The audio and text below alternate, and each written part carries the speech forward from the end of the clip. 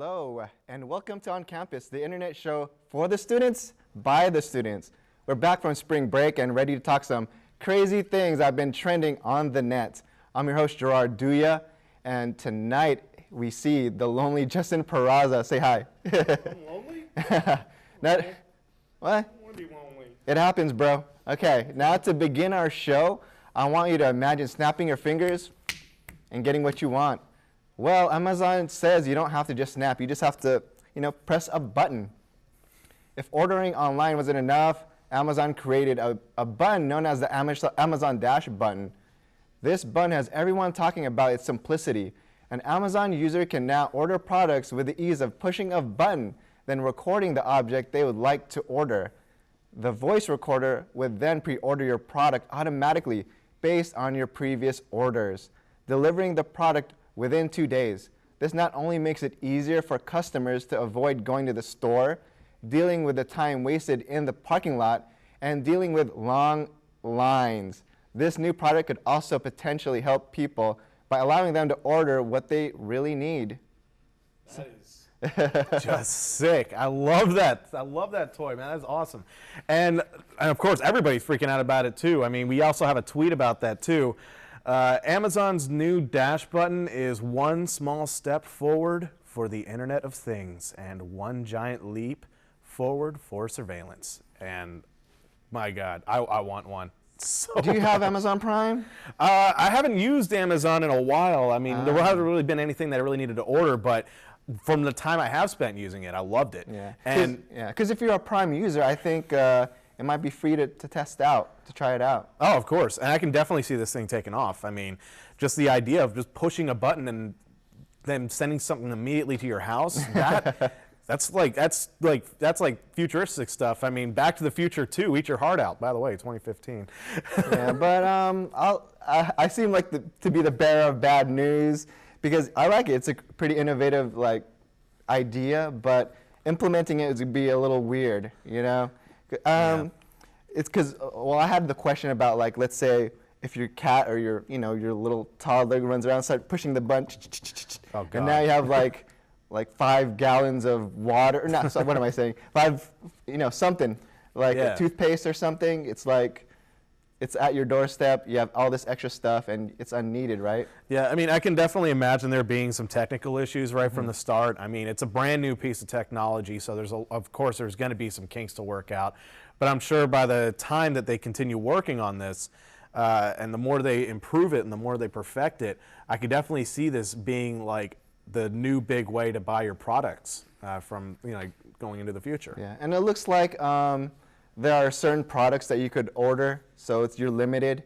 So if you're going to press that button, you better be in love with that product, right? Right.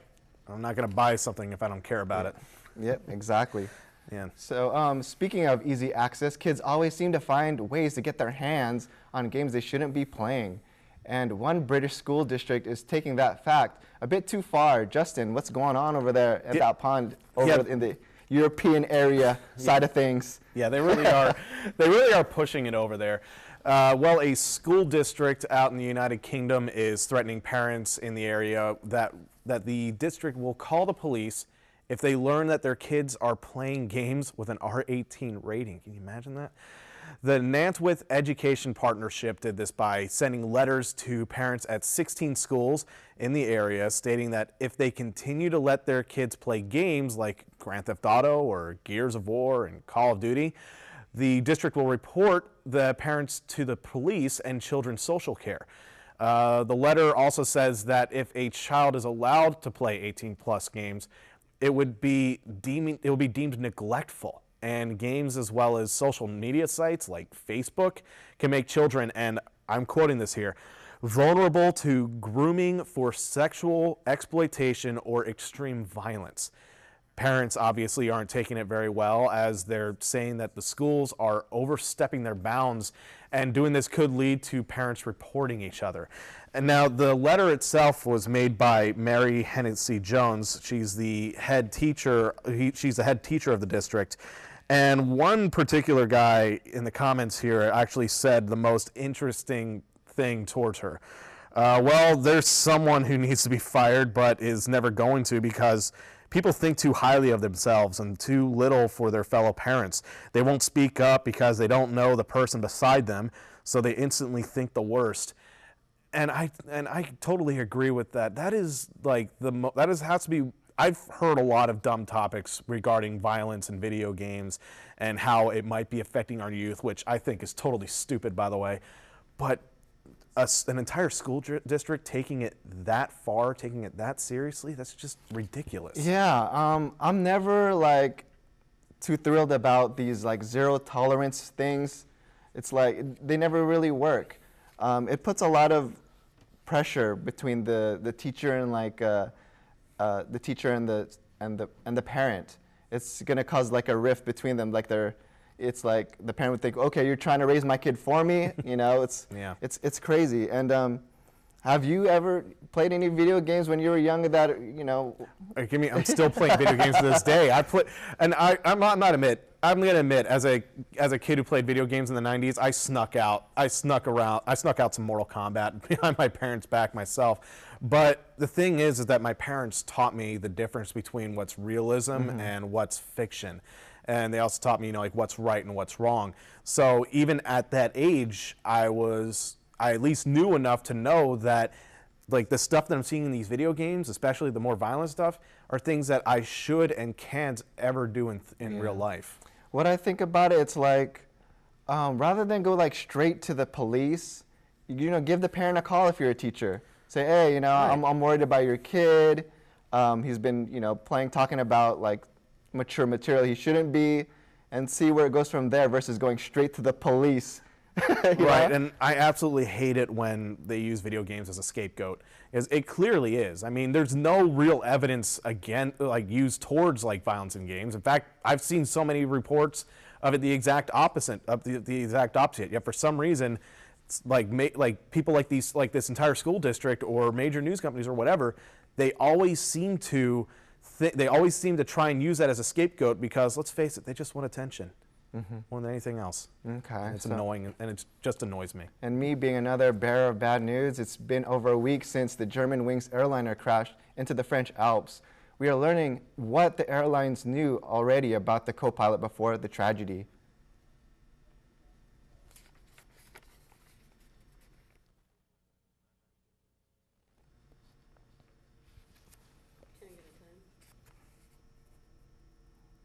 I'm gonna go tell him to go to iPad. Not he went to iPad, but it went to Twitter.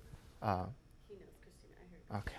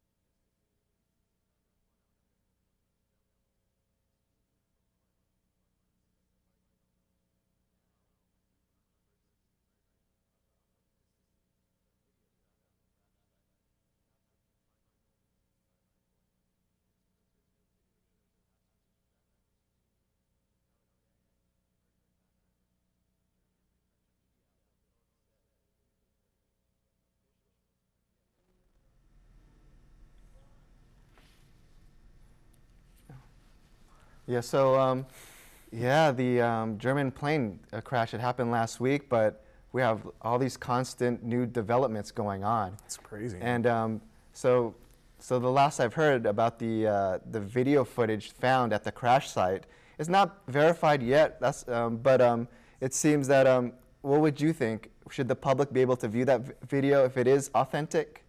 Well, the thing is, this is one of those cases where it's such a touchy subject that really I can't agree one way or the other in this case. I mean, on one end, it does involve somebody's personal life, that being the pilot. On the other hand, it does involve a major tragedy. So, really, this is something that I really can't decide on my own. I mean, I just all I can really do is just feel terrible for the people that were involved in the crash, and at the same time wonder how did they even let this guy pilot a plane by himself in a cockpit? Yeah. So now the EU, they're going to use the same U.S. standards where they're going to have 2 crew members in the flight deck. So that should eliminate any pilots soloing the flight or leaving anyone out and whatnot. Oh, good, because we've had that standing for a long time. What was it? Ever since like the 9/11 attacks, we've been using that, right? We've been using that standard. No matter what, whether it be a pilot or one of the airline attendants, it has to be somebody inside that cockpit with the pilot, and I totally agree with that. Yeah, and so it takes a lot of questions to think about would be like the mental health of the pilot. Right. So a lot of times, when you're at a job, it's kind of private about if you have depression or if you have an addiction. So would it be better if we have these medical records shown? Well, of course. I mean, our own. Let's face it. I mean, when it comes to our own personal lives, in most cases, that should stay to ourselves. But when you're put in a position where you're basically where so many people's lives are in your hands, it should be like mandatory for them to understand everything, like whatever you're going through. So that way, if there's something wrong, they can get you off of that plane and then have somebody else take your place. Yeah. And really, it might be a negative financially to yourself, but or whoever it is that they take off the plane. But let's face it, it's one person versus like multiple people on a plane. Who would you rather go with? So being a pilot, it's kind of like a thankless job. So they're overworked, so maybe their mental state might not be the best. But so that's why this one, if you could check the tablet, there's one note that's going viral right now. So someone just handwritten a note to a pilot, just asking for thanks, you know what I mean? Or telling the pilot thanks for, taking care of me, taking care of my family. Because a lot of times we focus on the negatives of the tragedy. At least this time we get to focus on the positive side of things. Right. So we could congratulate the pilots who are already doing a good job and letting them know we appreciate. Right. I have nothing but respect for airline pilots. I mean, they really are trying to make sure that our lives are. They're trying to make sure that we're delivered to our destination safely and on time. I mean, that's a difficult job to perform, and that could cause a lot of strain on them. So I have absolutely nothing but respect for pilots. And that's some heavy stuff. But when we come back, we'll talk about how a school could have prevented a boycott and some fun April Fool's pranks. We'll be back in a few.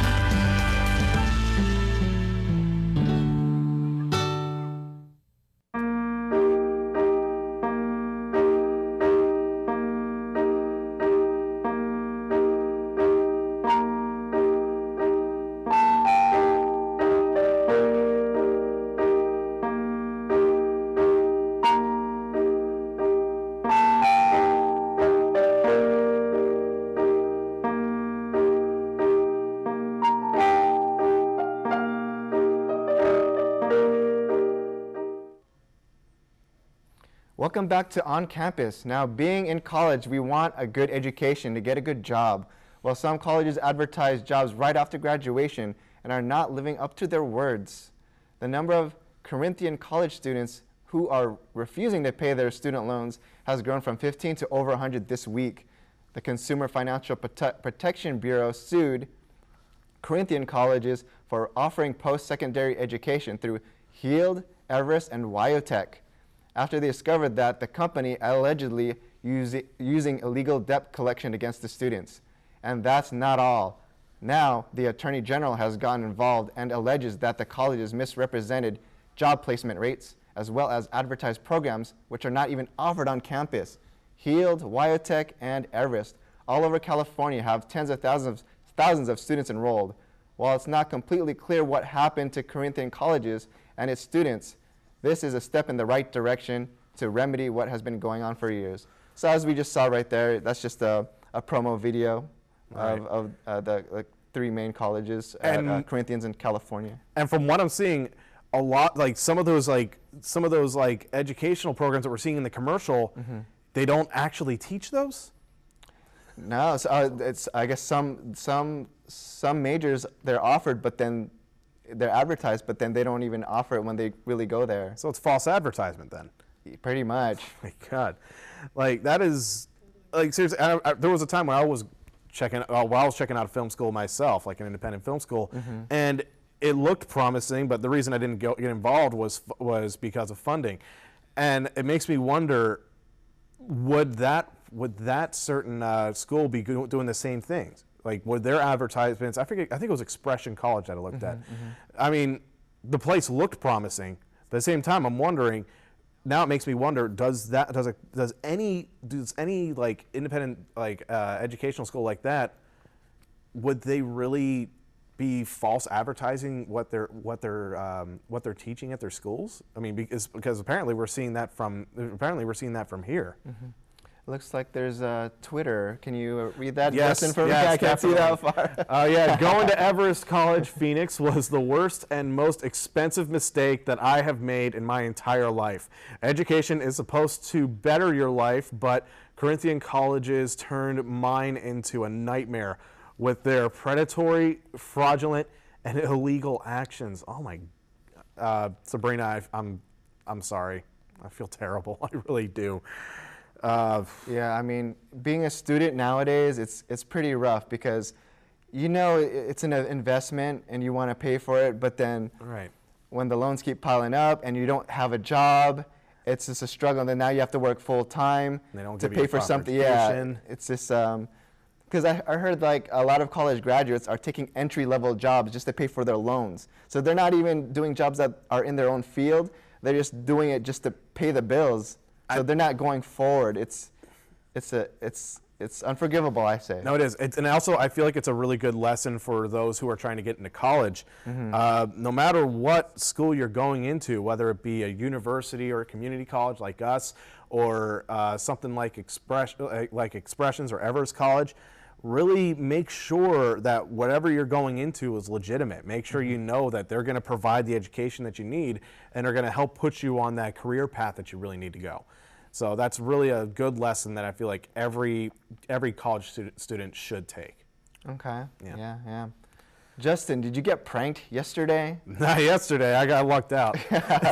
Because if you watched last night's Aloni newscast, you would have been.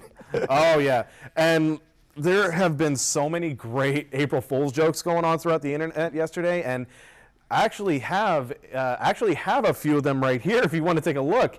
So the first one that I have, and this one's probably my personal favorite. This is actually from thinkgeek.com, and here they're actually quote unquote selling the Power Wheels Desert Drifters, which I kid you not, are based off of the Mad Max movie, specifically the newest one. And you can click buy now right there, but really it just goes through an April Fool's page, so you're not really buying anything. And they actually came out with a legitimate ad too, if you want to take a look at it. It looks legit to me, man. Oh yeah, it does.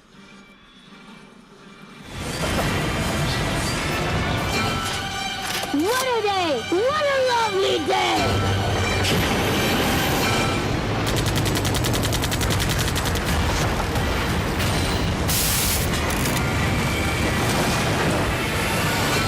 Power Wheels. And that's our first April Fool's joke for the day. And like I said, this was my personal favorite. Now, moving on, might as well move on to the next one. So, funnyordie.com has decided to come up with their big competitor for Vine, and they call it Dips. Now, the big thing about Dips is that they've realized that 7 seconds is too long in this day and age anymore. It's just pushing the boundaries. That's why we have Amazon Dash now too, right? Exactly. Yeah. Amazon Dash, push a button, you get the product. Exactly. So Dips decided that, let's face it, I think the best amount of time that we could possibly get our jokes out is 1.5 seconds. That's all you need. And all these like celebrities actually got involved and put their own bits in like this little app. Like you got Will Ferrell right here. Get that guy going. Oh, here we go. Oh, here we And go. it just loops over and over again for a second and a half. Oh, here we go. And then we got Conan O'Brien. What the huh?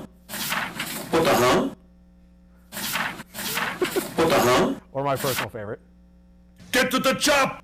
Get to the chop! Get to the chop! Get to the chop! How he gets cut Get off. to the chop! I think he's Get to missing the a spot chop! right there. Get to the All chop! right, Get to shut up, Arnie. And then I think this is like the most heartwarming April Fool's ever, and really to be because it's actually a reverse April Fool's joke. Now, what's interesting about this one is this was at a BMW in New Zealand, and they sent this advertisement out to. They sent this ad out to through newspapers saying, "Hell, if you go there and if you go to this dealership and you mention this name Tom, you'll win a free BMW." It looks totally fake. It did not look true at all. But one person actually decided to give it a shot, and this is what happened. Hi, how can I help? We're looking for Tom. Yes, Tom. He'll be on the left, so if you just follow the path down, he'll be right with you. Okay. Great, thank you. Good morning. I am Tom. And you are? Amy. Amy and Tiana. Tiana. How are we? We found this in the Herald.